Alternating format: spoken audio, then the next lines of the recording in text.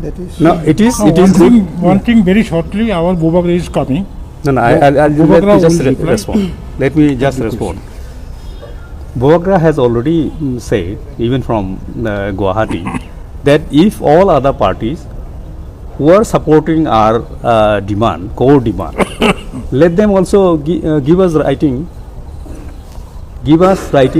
that they also support this particular demand. Then we'll understand that they really support. Otherwise, orally supporting a demand sounds good, but if they are giving us in writing, that will be welcome. But what we understand from Mr. Pradyut Kishore's videos, though we could not speak with him, is that he said what you are giving.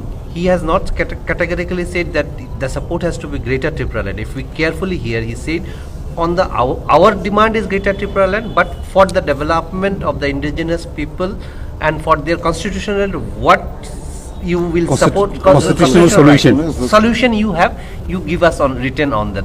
Is it a fact? No, to my understanding, if I could correctly remember what he said that whatever we are demanding for should also be supported by them in writing.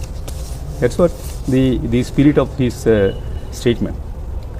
But someone may say that we can develop that indigenous people through direct funding to the IDC or more power to the IDC. They may give in that form also. So